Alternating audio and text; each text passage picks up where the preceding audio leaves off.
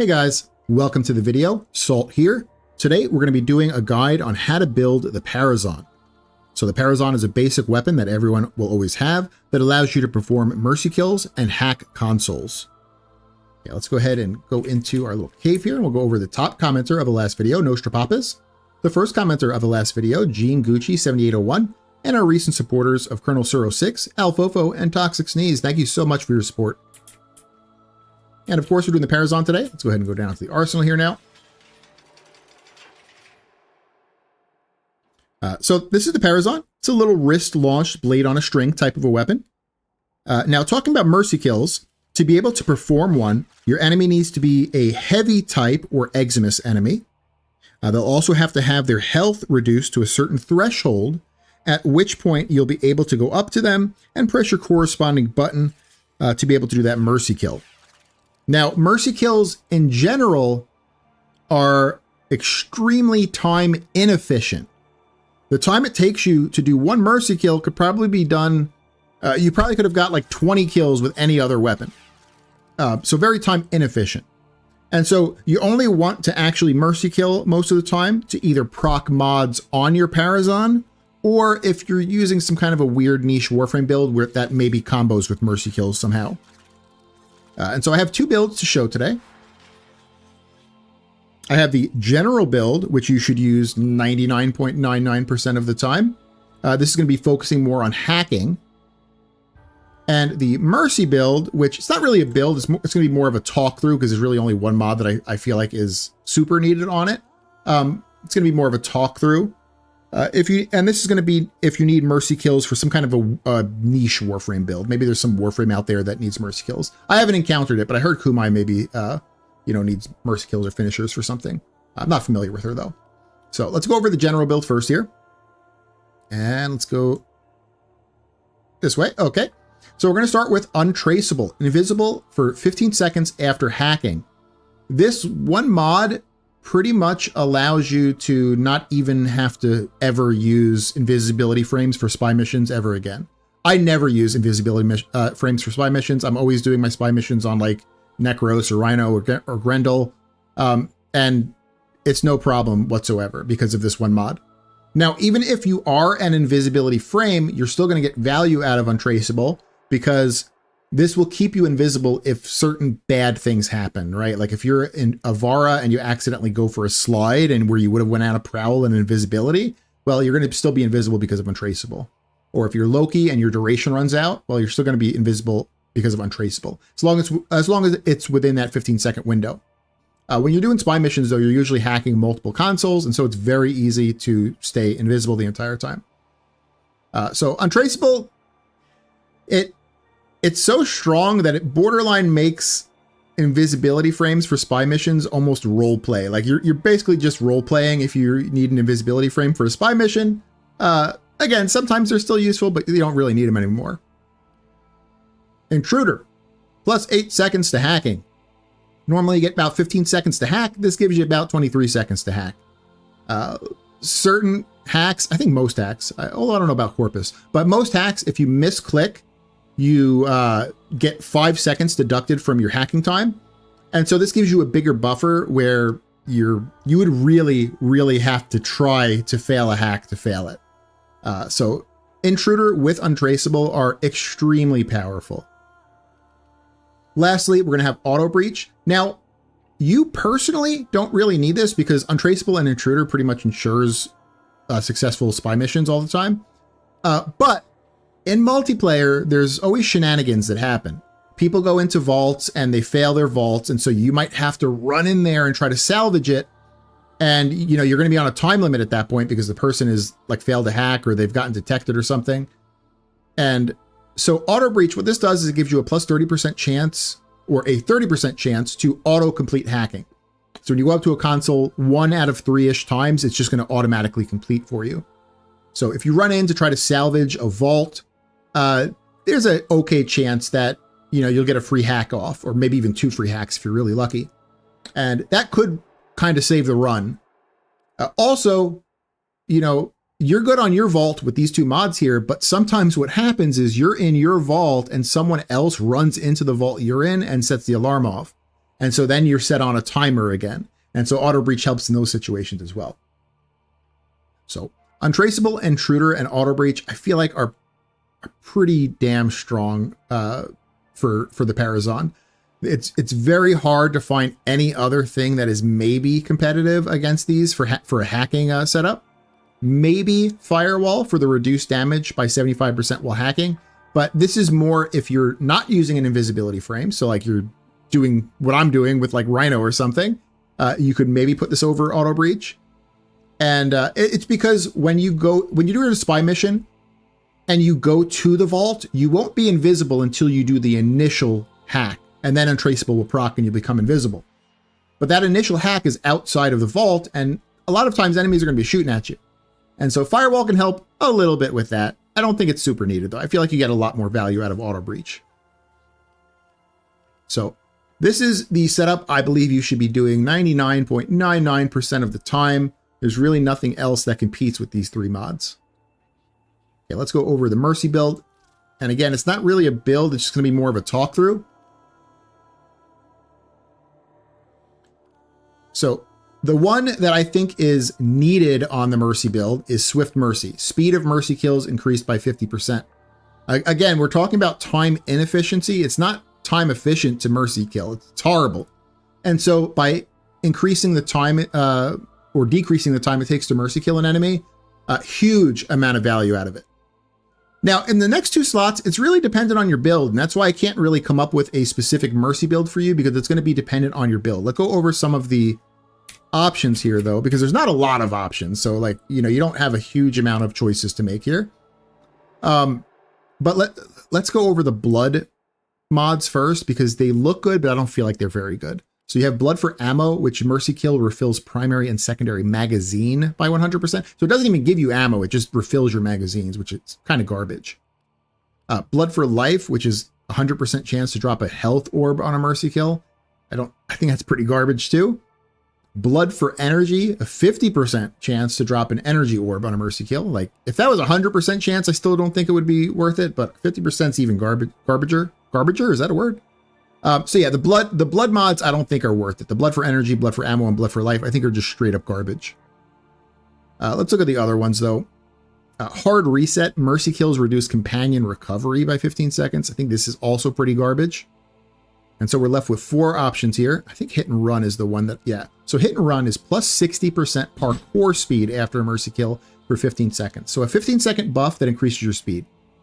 I think this is pretty good. I think this is pretty good here. Is it needed? Probably not. Is it amazing? Nah, not really. But I mean, at least it does something useful. All right, let's look at the other ones. Malicious code, 50% chance on Mercy kill for enemies within 15 meters to cower in fear for 8 seconds. Yeah, unfortunately, a lot of times you don't want dudes to run away or like stay in place. And so, you know, that's one of the weaknesses with Necros' Terrify. Like Terrify is a really good ability, but having enemies run away kind of sucks. You know, you have to mix that with like Gloom or something to slow them. So Malicious Code, I don't feel it's very good because of that. Like, you normally don't want enemies to run from you. And so we have two left on the bottom here. We have Out of Sight, blinds enemies within 18 meters on a Mercy kill. This could be good. If your niche build actually requires you to be mercying somewhat often, like maybe, like let's say you were mercying every 20 seconds, right? Like once every 20 seconds or once every 30 seconds. I think you could get a lot of value out of sight, right? You get a lot of blinds on 18 meters away on enemies. I think that's okay. It's build dependent though. It's really build dependent if you need that on your build. And then you have Power Drain, which again, this is very strong, but it's build dependent. Your next ability cast after a Mercy kill gets plus 50% ability strength. This is very powerful on setup frames. So Titania, Vara, things like that. It's powerful, but it's annoying. Like it's so annoying. Like I'm a min-maxer and my Titania has 4 different setup processes, like before she goes into her Razor Wing. And this technically could be setup 5 for Titania, but it's so annoying I don't want to do it. I don't want to have to go for a Mercy kill on my Titania.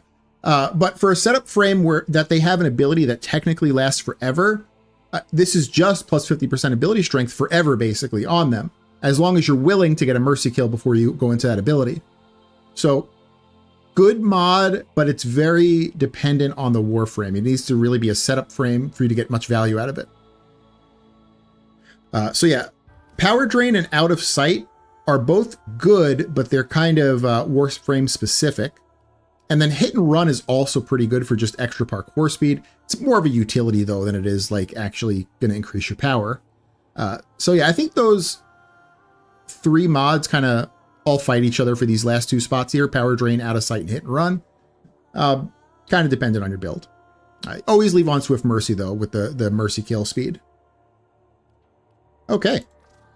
But again, the one I'm going to run 99.99% of the time is going to be this one right here. Even on, so, you know, talking about Mercy kills, like with Thrall missions and stuff for like Liches and Sisters, I would still run the general build over the Mercy build on those type of missions, even though you're Mercy killing a lot. So, okay, let's show this off in a spy mission. I'm going to do this on my Rhino. He's got nothing else on him that helps him with spy missions. I'm going to be doing it on one of the harder ones. I'm going to do it on the Archon Hunt this week. Has a spy mission like right on the start. So I'm just going to have myself in solo. I'm going to queue up the Archon Hunt. If for some reason you're worried about spoilers in the Archon Hunt, I guess you can switch off here. I'm just going to show that you can easily, you know, do a spy mission with this. So you're not really going to be missing much.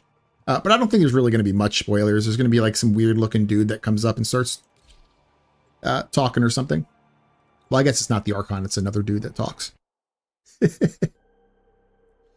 I personally don't give a shit about Warframe lore. It's so confusing and like, I could go on a rant about Warframe lore myself. We must understand Pazul to understand his Narmer. You know these vaults. So I'm just going to run to Vault A. Find what you can. The bigger part of doing spy missions is actually knowing the tile sets. It's not really the frame you use. You can use any frame you want. It's just knowing the tile set of the vault. I have pretty much all the vaults memorized, except for some of the Jupiter ones I don't have memorized. Ooh, this one didn't let me hack it for some reason. That's okay. I don't know why I did that. Is that a bug? Well, they always let you hack it. Well, we'll get in here anyway.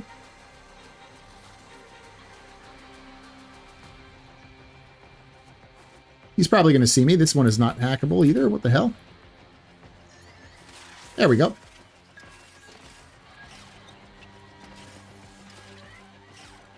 I misclicked twice, and I'm still fine because I had the +8 seconds. All right, let's go ahead and go to the second vault, and hopefully it won't be messed up this time. I don't know why it was pre-hacked for me on a solo mission. Is that a bug? I think it's a bug.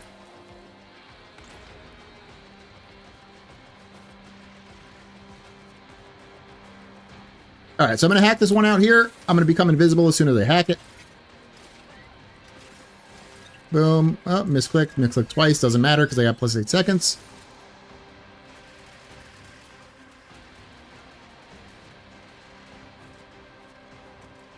I'm invisible. I'm Rhino. You know, I'm Rhino, everyone's favorite invisibility frame. Boom, look, that happened automatically because of the 30% chance to hack automatically. Oh, that happened again, second time. All right, I'm still invisible. Rhino, best invisibility Warframe. Let me shoot this guy, get him out of the door here. I saw the truth far too late. Shut your ass up, Azul. I fell through the friggin' floor. Forgive me. But you will, won't you? C, I think, is going to be the bigger, harder one. But honestly, with this Parazon setup, it is not hard at all. It's brain dead easy. Gonna hack this one, become invisible immediately. Oh, I misclicked, doesn't matter.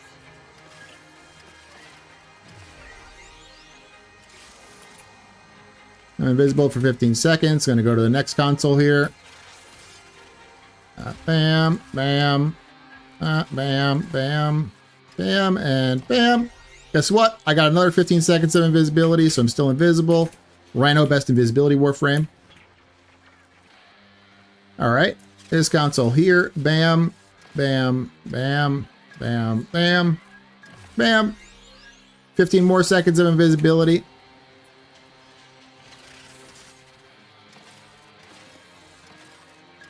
not getting as lucky for my auto hacking going off this time, but you never know. Maybe this next one will do it.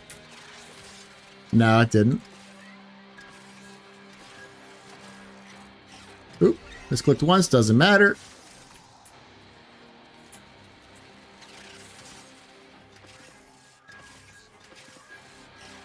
Misclicked once, doesn't matter. Thank you. My brother. That's it. That's all three things. I was invisible the whole time in here because everyone knows Rhino is the best invisibility Warframe. If I have to. But yeah, I mean, you don't really need to use invisibility Warframes anymore for these spy missions as long as you set your Parazon up correctly. It's still useful though, right? Like, I mean, it's still useful to go in with a Loki. Like, what if you go to a vault and someone thought they were being helpful by opening the vault for you? You know, that first vault, it was kind of like pre-hacked for some reason. So it's still useful to bring in invisibility Warframes, but it's no longer like super needed.